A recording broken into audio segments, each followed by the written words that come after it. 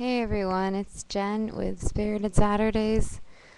Listen, this video, I feel like a wreck. I'm exhausted, and I'm sorry in advance. This video is not going to be my best work. But this week, we are talking about comments. There, you're seeing me at my least inhibitive. Alright, we're talking about triggering comments that people make in recovery and in various stages of sickness and recovery, and how to deal with those comments and how to hold your own in spite of some very easily misconstrued comments that are floating around out there. Every time somebody makes a comment, if you are sick, you will misconstrue it. You will almost purposefully misconstrue it, because if you're sick and you're actively sick, then you're fishing, you're looking for things to ignite the eating disorder antennae. So that's going to happen. If you're in recovery, then you have more of a fighting chance of challenging those. But like the other day, somebody made a comment about my weight, and I had to tell her, please don't talk about my weight. And then she said it again. She said, but you blah, blah, blah, blah. And I said, no, please don't talk about my weight. I couldn't have ever done that when I was sick. I would have used the comment, I would have latched onto it like bait, and I would have like let it reel me in, like, what did you say? What do you mean? Blah, blah, blah. What do you mean by that? What are you talking about? Well, is this part of my body? Blah, blah, whatever. So I can kind of track my progress on how I've, judging by how I've reacted to the comments others make. So, but when I was sick, right, there were various levels of people would comment, right? This is how it would happen. One part of my eating disorder involved me actually looking underweight in that way, the way that my eating disorder was like wanting to look. And so when I got reinforced for that, it was great for my eating disorder. But when I was underweight and I was told that I looked healthy and fine and good and great, that really upset me, and it upset my eating disorder a lot, because it felt like I wasn't being recognized, I wasn't being acknowledged, and I was not looking the part that I wanted so much to be. I wanted to be seen. I wanted people to understand that I was struggling, and so I was not there yet, apparently, because I was always gauging it on external markers. So when I was underweight and people were telling me I looked fine, that was just, I think that was, you have to realize why people say what they say. You can't always know, but you have to realize, I have to realize too, that it's not because they mean what they're saying. They're trying to exercise whatever damage control they can offer. They don't know what the line is. They think that if they said what they really thought, it would make you sicker. So they're coming from a place of fear. A lot of people are very scared. You're scared, they're scared. Nobody knows what to say. And truth be told, no matter what they say, you're going to misinterpret and use it to further your way of thinking. If you're in that mindset, if you're like you're looking for permission. So that's one piece, the piece where you may look underweight and people will tell you that you look fine and good and great. And man, it stings, right?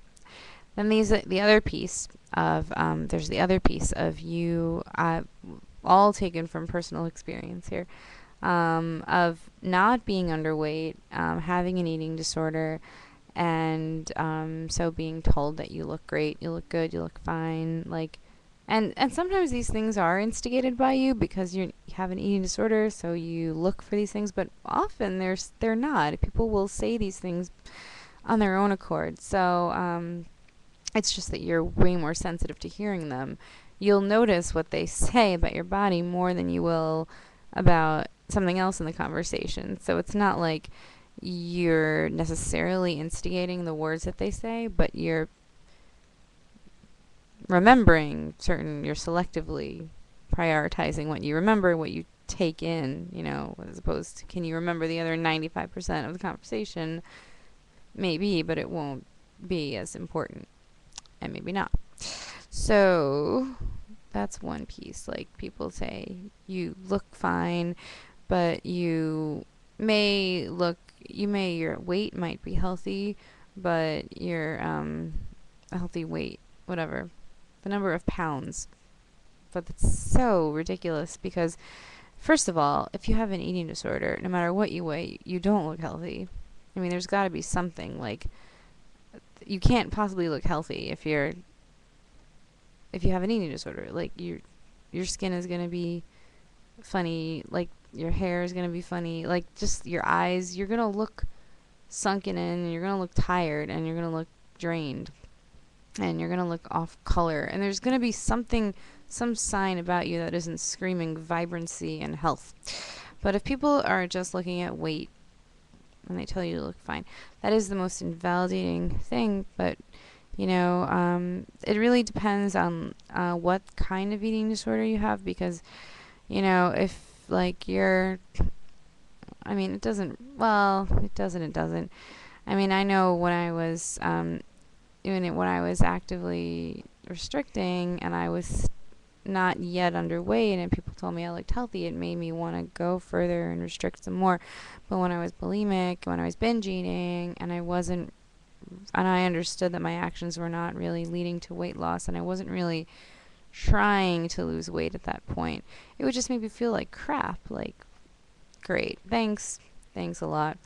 And it made me feel like crap about myself, like I don't have the right eating disorder. It made me feel completely out of control, and I just, I'm going to use this to now go and hurt myself some more things. But it's not, man, it's hard to, people are either in denial. You have to recognize that sometimes they're in denial, sometimes they're scared, and sometimes they are completely naive, and it has nothing to do. If they knew the extent to which you were, say, binging and purging, they would care about that. It's the weight they feel maybe is all they have to go on. So they go on that, they use that as a marker, but if they were more informed, they might not do that, and you might end up not feeling like shit as a result. So just understand that it's all very misconstrued, but really what it comes down to is just this big bubble of eating disorder. It's like all eating disorder, and no matter what anybody says, it's going to be wrong. And no matter where you are in the weight spectrum, in the looks, health, looking, behavior spectrum, it's all who's going to get through to you when you have a wall up. I mean, what will happen is when you start recovering and you hear those same things and those same comments, you're going to have a fighting voice in your head that will start to challenge them and start to try to filter them out and try to shift the conversation and say, can we talk about something else? Or, or be able to walk away and not let that affect you. I think having a backbone is so important. Having a backbone is no easy feat. Sorry, spine feat. Anyway, but it's something that you do acquire in recovery. You start developing one. You start seeing yourself as more whole. You start seeing yourself as defined. You have a beginning and an end, and you're not so easily penetrable by others with their words. You're not as porous and easily absorbent of all these words. That is something that is learned, and with practice, you develop that. The other thing that I actually read this article in O magazine. Ooh, and it says that it's by, what's her name? Sorry.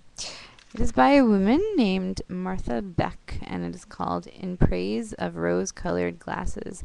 And the article says that for every one, our brains are hardwired to pick up on the negative before the positive because it's a survival thing. Because the negative is dangerous, so we have to look for that. But since that is happening, we need to get, it's proven, for every one negative thing somebody says to you, you have to counteract it with 5 positive things just to get that same effect with the positivity. That is amazing. I read that, I was like, whoa, I'm a changed woman. Not really. But try and practice that, because that's kind of cool. So remember that. You have to say 5 positive things about yourself, and you have to listen for it in others. Pick up on it, because it's out there, it's floating around, but you're hearing more of the negative. So try to think and try to remember and try to create 5 positive things for every 1 negative thing, and see how that works for you. Let me know, will you? Let me know how that works for you. I'd be curious. I'm going to try that myself. I just read this article today, so this is news to me. And finally, this will seem irrelevant, but it's not. Here's the visual, right? Okay, so a long time ago, I watched this documentary on wire walkers, which is so cool. It's like there's a family tradition of raising wire walkers, apparently. And the most important thing that you have to do when you're walking on a wire and there's somebody else on the wire behind you is you cannot look back to that person. You also can't walk sideways. You have to just keep looking forward, like tunnel vision. And because any impact, the slightest change in that person's pressure or vibration or anything is going to impact you. So you have to do everything you can to garner as much strength and focus and stay on your path as you can. As best as you can. This very much relates, I think, to eating disorders and the effects of the comments that others make, because we're so very easily shaken by words and, as in the wire walking thing, it's a matter of survival. So if you have somebody else walking on that wire with you and they're like, maybe shaking things up a little bit for you without meaning to. That's the thing. They don't mean to. They're just trying to survive too. You need to keep going forward. You need to remind yourself that your goal is the same regardless of how they act, how they behave, what they say, whatever vibrations you pick up from them. You're whole and you're worth getting to that goal. And you really don't have to be that easily shaken. So there's just a little visual for you. What else? And I guess that's it. Just really try to hold your own and try to if there's a comment that you've misconstrued and that people say and people don't realize what they're saying, try to write it down, and just like last week's theme was disempowering it, try to take the power away from it. Try to understand, what did the person really mean when they said this? Were they think they were giving me a compliment? And did they think they were giving me a compliment? And what are my values? What am I really looking to get from this comment? What purpose is it serving in me? And try to maybe decode that for yourself. Talk about it, write about it. Don't take it at face value. And that's it. That is that. Have a great week, everyone, and see you next week. Bye-bye.